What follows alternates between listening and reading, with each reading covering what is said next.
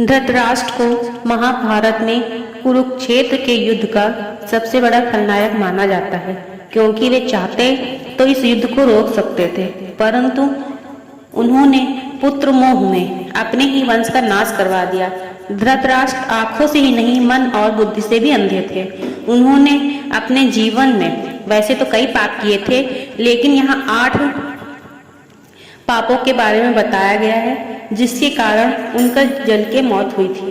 पहला, गांधारी के साथ धोखा। भीष्म ने धृतराष्ट्र का विवाह गांधार की राजकुमारी गांधारी से करा दिया। गांधारी को जब यह पता चला कि मेरा पति अंधा है, तो उसने भी आंखों पर पट्टी बांध ली। गांधारी का विवाह धृतराष्ट्र से करने से पहले ज्योतिषियों ने सलाह दी कि गांधारी के पहले विवाह पर संकट है, अतः इसका पहला विवाह किसी और से कर दीजिए, फिर धृतराष्ट्र से करें। इसके लिए ज्योतिषियों के कहने पर गांधारी का विवाह एक बकरे से करवाया गया था। बाद में उस बकरे की बलि दे दी गई। कहा जाता है कि गांधारी को किसी प्रकार के प्रकोप से मुक्ति करवाने के लिए ज्योतिषों ने यह सुझाव दिया था। इस कारणवश गांधारी प्रतीक रूप में विधवा मान ली गई और बाद में उनका विवाह धृतराष्ट्र से कर दिया गया। दूसरा, गांधारी के परिवार को जेल में डालना। गांधारी एक विधवा थी। जब महाराज धृतराष्ट्र को पता चला तो वे बहुत क्रोधित हो उठे। उन्होंने समझा कि गांधारी का पहले ही किसी से विवाह हुआ था और वह न मालूम किस कारण मरा। धृतराष्ट्र के मन में इसको लेकर दुख उत्पन्न हुआ और उन्होंने इसका दोषी गांधारी के पिता राजा सुबाल को माना। धृतराष्ट्र ने गांधारी के पिता राजा सुबाल को पूरे परिवार सहित कारागार में डाल दिया। कारागार में उन्हें खाने के लिए केवल एक व्यक्ति का भोजन दिया जाता था। केवल एक व्यक्ति के भोजन से भला सभी का पेट कैसे भरता? यह पूरे परिवार को भूख से मार देने की साजिश थी।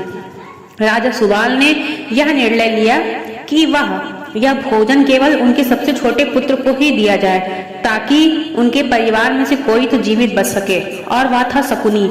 यह भी कहा जाता है कि विवाह के समय गांधारी के साथ उनका भाई शकुनी और आयु में बड़ी उनकी एक सखी हस्तिनापुर आई थी और दोनों ही यहाँ रह गए थे। तीसरा, दासी के साथ सहवास। गांधारी के पुत्रों को कौरव पुत्र कहा गया, लेकिन उनमें से एक भी कौरव वंशी नहीं था।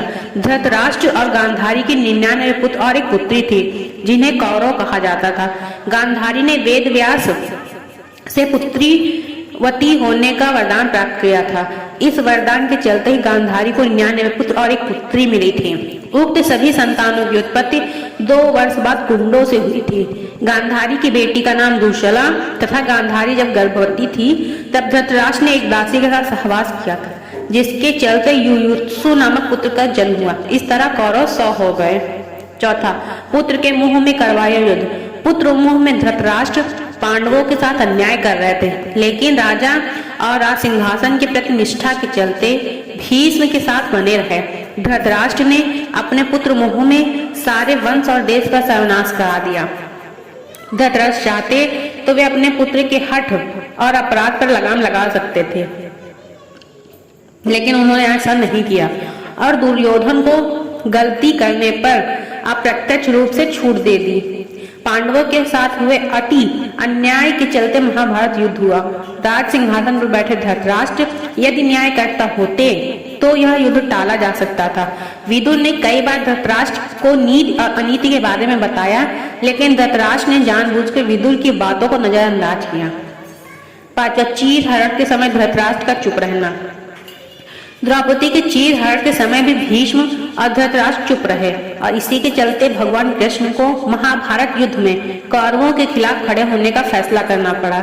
चीर हरण महाभारत की ऐसी घटना थी जिसके चलते पांडवों के मन में कौरवों के प्रति नफरत का भाव स्थायी हो गया। यह एक ऐसी घटना थी जिसके चलते प्रतिशोध की आग में सभी जल रहे थे। छठवां, अधर्म का साथ देना। वयोवृद्ध और ज्ञानी होने के बावजूद धृतराष्ट्र के मुंह से कभी न्याय संगत बात नहीं निकली। पुत्र मोह में उन्होंने कभी गांधारी की न्यायोचित बात पर ध्यान नहीं दिया। गांधारी के अलावा संजय भी उनको न्यायोचित बातों से अवगत कराकर राज्य और धर्म के हितों की बात बताता था, लेकिन वे संजय की बातों को भी नहीं मानते थे। वे हमेशा ही शकुनी और दुर्योधन की बातों को ही सच मानते थे। वे जानते थे कि यह अधर्म और अन्याय कर रहे हैं, फिर भी वे ही पुत्र का ही साथ देते थे। अधर्म का साथ देने वाला कैसे नहीं खलनायक हो सकता है। सातवां, भीम को मारने की इच्छा। युद्ध का अंत हो चुका था और पांडुपुत्र भीम ने धृतराष्ट्र के पुत्र दुर्योधन का वध कर दिया था। इसको लेकर धृतराष्ट्र के मन में क्रोध और बदले की भावना प्रबल हो उठी।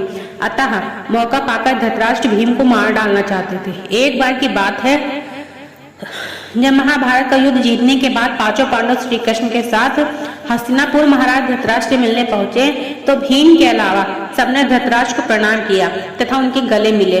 बाद में भीम की बारी आई तो भगवान श्री कृष्ण धृतराष्ट्र की मनसा जान चुके थे। अतः जब भीम धृतराष्ट्र को प्रणाम करने उनके गले मिलने के लिए आगे बढ़े तो श्री कृष्ण ने भीम को इशारा से रोक दिया और उनके स्थान पर भीम की लोहे की मूर्ति आगे बढ़ा दी। धृतराष्ट्र बहुत शक्तिशाली थे। उन्होंने लोहे की मूर्ति को भीम समझकर पूरी ताकत से दबोच लिया और उस मूर्ति को तोड़ डाला। उनमें क्रोध इतना था कि वे समझ नहीं पाए कि यह तो लोहे की मूर्ति है। भीम की मूर्ति तोड़ने से उनके मुंह से खून भी निकलने लगा। इसके बाद जब धृतराष्ट्र का क्रोध शांत हुआ तो वे भीम को मृत समझकर रोने लगे। तब भगवान श्री कृष्ण बोले कि भीम तो जीवित है, आपने भीम समझकर भीम की मूर्ति को तोड़ा है। इस प्रकार भगवान श्री कृष्ण ने धृतराष्ट्र से भीम की जान बचाई। आठवां, पूर्व जन्म का पाप। कहते हैं कि पूर्व जन्म में किए गए पाप के कारण धृतराष्ट्र जन्म से ही अंधे थे और उनके सभी पुत्र मारे गए। दरअसल अपने पूर्व जन्म में धृतराष्ट्र एक बहुत ही निर्दयी क्रूर राजा था। एक दिन जब इस सैनिकों के साथ राज भ्रमण को निकले तो उनकी नजर एक तालाब में अपने बच्चों के साथ आराम करते हंस पर पड़ी। उन्होंने सैनिकों को तुरंत आदेश दिया कि उस की आंखें निकाल ली जाए। सैनिकों ने राजा की आज्ञा का पालन किया। दर्द से विरक्त उस हंस की आंखों को निकालकर राजा अपने सैनिकों के साथ आगे बढ़ गया। उस हंस की असहनीय पीड़ा के कारण मृत्यु हो गई। इस घटना को देखकर उसके बच्चे भी मृत्यु को प्राप्त हो गए। मरते वक्त हंस ने राजा को श्राप दिया था कि मेरी तरह तुम्हारी वही दुर्दशा होगी। इसी श्राप के कारण अगले जन्म में धृतराष्ट्र अंधे पैदा हुए थे तथा उनके पुत्र उसी तरह मृत्यु को प्राप्त हुए जिस तरह हंस के। धृतराष्ट्र की मृत्यु कैसे हुई? महाभारत युद्ध के 15 वर्ष बाद धृतराष्ट्र, गांधारी, संजय और कुंती वन में चले जाते हैं। 3 साल बाद एक दिन धृतराष्ट्र गंगा में स्नान करने के लिए जाते हैं और उनके जाते ही जंगल में आग लग जाती है। वे सभी धृतराष्ट्र के पास आते हैं। संजय उन सभी को जंगल से चलने के लिए कहते हैं, लेकिन दुर्बलता के कारण धृतराष्ट्र वहां से नहीं जाते हैं। गांधारी और कुंती भी जाती हैं। जब संजय अकेले ही उन्हें जंगल में छोड़ चले जाते हैं तब तीनों लोग आग में झुलसकर मर जाते हैं। संजय उन्हें छोड़कर हिमालय को प्रस्थान करते हैं, जहां वे एक सन्यासी की तरह रहते हैं। बाद में नारद मुनि युधिष्ठिर को यह दुखद समाचार देते हैं और युधिष्ठिर वहां जाकर उनकी आत्म शांति के लिए धार्मिक कार्य करते हैं।